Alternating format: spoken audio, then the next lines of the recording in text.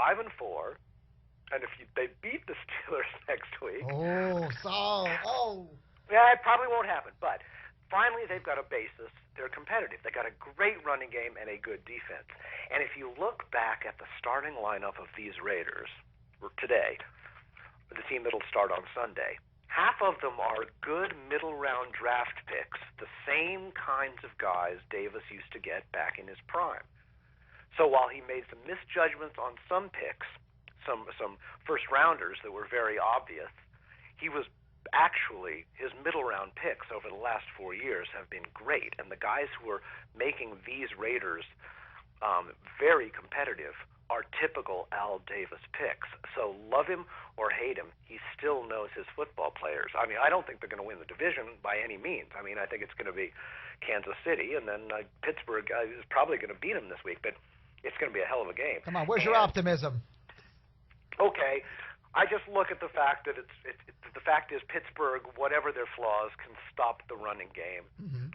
And right now, the Raiders' whole strength is their running game. Darren McFadden is amazing, but Jesse Campbell is not a great quarterback, and so they're going to have to run against Pittsburgh, and that's very hard. But as we spoke, they also are second in the league in sacks because they rotate a lot of super good young defensive linemen, and Roethlisberger can be sacked. So it could be cool. It could be cool. Could be one heck of a game, and I love the history and the pageantry of the Raiders, but at heart I'm a Steelers fan, so I got to stick with my number one loyalty. But let me tell you, reading this book really opened me up even further to what I used to watch as a kid on the old NFL films. I finally got more backstories behind these great teams.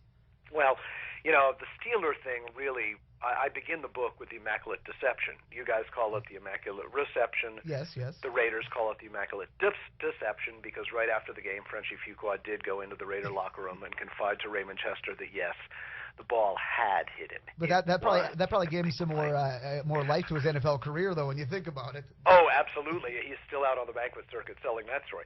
But the reason I began the story, the book, with that loss was because the Immaculate Deception convinced the Raiders that the whole world was, in fact, against them. They knew it was a bad call. They knew that Harris, it should have been a penalty as soon as Harris picked it up. Mm-hmm. And so they said to themselves, well, if the NFL, looking at a replay before replay was legal, before making the decision, if the NFL is going to say, okay, you know what, we're going to let Pittsburgh win because it's good for the NFL. It's the old Rooney family. It's the Steel Town. They're an honorary franchise. It's the Steelers. It's good for football. And what's this? This is Al Davis's Raiders. So bleep it. We're going to call it a reception. And the Raiders came back to camp the next year saying, okay, the whole world really is against us. Al is telling the truth. It is us against them. We are going to have to do it on our own, and we're going to be a completely distinct, rebellious franchise, and we're going to prove that we can play football better than anybody. And then in 1976, when they beat the Vikings by an insane margin, and Stabler it was just like, that's it. We did what we had to do. And that was kind of, for me, the end of the old football. Cowboys took over, America's team, prime time, multi-million, free agency. Okay. Well, at least we got the badasses, and that's why I wrote the book. And it's a great book. Badasses, A Legend of Snake, Fu, Dr. Death, and John Madden's Oakland Raiders. Big thanks to the author Peter Richmond for stopping by on this Tuesday. Hey, yeah, you're welcome to come back anytime. If you put out another sports book, I definitely want to. It's not a hard sell for me. I do thank you for getting back in touch with me. I was really, really pleasantly surprised. I was so happy that you called out. I mean, clearly you're a fan of the game that we all love, and if you love the game the way it used to be played, not to diss the new game, but I don't think I'll be writing about the new game. I kind of feel like this was a moment in time, and I was lucky enough to talk to enough guys who they all loved it. I'm lucky enough to get in touch with a lot of old Raiders who are happy that somebody finally told their story. So, legend lives on, and that's good for the game. Thanks for having me. Hey, no problem. And you have yourself a good night, friend. Thanks, man. Bye-bye. Bye-bye. That's Peter Richmond.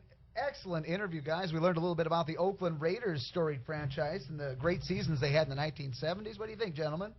I liked it. A lot of information, that's for sure. Some Some old stories there with that team back in the 70s. Most definitely. Hey, guys, we're going to take it up to the top of the hour after CNN. We'll get back into some more conversation here on the Tuesday Night Experiment. We got another big interview coming up in hour number 2. Yes, I've been I've been booing some people here for the show, and some definitely some people with some street cred. You know, we're not just going to, find just your average Joe off the street. You know, if we do, they better have a good story. Exactly. Coming up in the next hour, at the bottom of the next hour, John Scheinfeld, documentarian, great film he just put out about the life of Harry Nielsen called Who is Harry Nielsen and Why is Everybody Talking About Him? Well, we'll learn about that, but we're going to take you to the top of the hour with music from Cake. It's called Sick of You. That's the latest from an artist by the name of Kelly Stoltz. Happened to see Kelly Stoltz a few years back when he opened for the Raccoon Tours. They played First Avenue. That's a fun little Glenn fact, a warm and fuzzy, if you will. Welcome back to the Tuesday Night Experiment. Yes, it's an experiment, and yes, we are winning. Yeah, I think so. Because if we don't win, terrorists win. I'm just trying to win sympathy or anything, any sort of cheap pop. I want it. I want the applause. Even this Our Family Pop I got for you, that's cheap. Our Family Pop for me. He's trying to do me some favors, Blind Dog. I don't know about that. It's no Shasta. Yeah, we're old. Shasta McNasta or whatever. What do you? I don't know what I'm saying. Shasta McNasta or whatever. That's whatever they call it. Sam's Choice. Sam's Choice, yeah. For McNasty. great value now, I think, or whatever. Were you trying to say Shasta McNasty? Yeah, or Shasta McNasta or whatever. Just kind of. How in the heck does a Jake Busey WB situation comedy from 2001 get into the equation? I have no frickin' idea. What do you Did got? they have that frog on there? The WB. Yeah. He got unemployed pretty quick. Oh yeah. Oh, Sean, you have another case of. I'm trying to think, but nothing happens. Exactly. I don't know what's going on. Well, you know what's going on, man, in the music game besides both of you guys bouncing your headphones all over the place? Yeah. We definitely got some good sound effects here. Heck yeah, we need that. Well, we can, Sean, you should put on your resume you're a Foley artist now. Look up that reference. We got some music news for you. Sebastian Bach making news. No, not because he's selling records. Really? He's selling records? Or literally selling records. Ah, jeez. Or pumping gas or whatever it is he's doing. He's kind of a reality TV sort of whore. He did that before Bret Michaels perfected it. Oh, yeah, that's right. Well, Rock of Love. Back to Sab Bach, if you will. That's what we call him back in the streets. He was arrested after an altercation in Canada yesterday. Yeah, what's he doing fighting up in Canada? Well, sources say the former Skid Row singer was at a bar and I thought he was trying to lick his alcohol addiction on that supergroup VH1 reality show. Yeah. Ted Nugent, that intervention, well, obviously it fell on deaf ears. Jeez. You better shack up with Gary Busey or something. Well, yeah. Apparently he was in a bar early Monday morning. Gotta wake up and have the hair of the dog, man. Youth gone wild. Monday morning when he broke a wine glass and bit the owner. Jeez. Bad, Sebastian. Bad. How do you get that? I mean, you can. It's possible, but Sebastian Bach biting someone too. We'll get more. Taste for blood. I can't. I'm feeling true blood. I need to have a cameo on there. He got the Mike Tyson fever or something. Wow, yeah. Did you guys get that on tape? Yeah. Oh, do we have to do this again? I don't want to. I'm Sebastian Bach. Come on, Skid Row. Back when they could sell albums.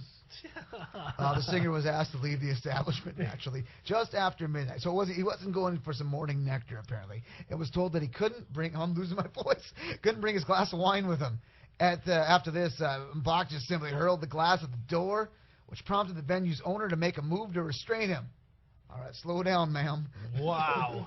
Hold on, ma'am. Don't get on. I'm not a ma'am. Sebastian Bach. Sources say an altercation I'm just asking for trouble when I do that. Then ensued, during which Bach bit the owner on his left hand. Jeez. I heard he is part dog. Plenty of celebs find themselves on the wrong side of the law, yeah. And security ended up detaining this celebrity until police arrived on the scene. After finding Bach with about 2 grams of some marijuana, authorities charged him with assault. That's probably for his glaucoma, I think. Yeah, I think it's legal up there. I have a prescription. I got it from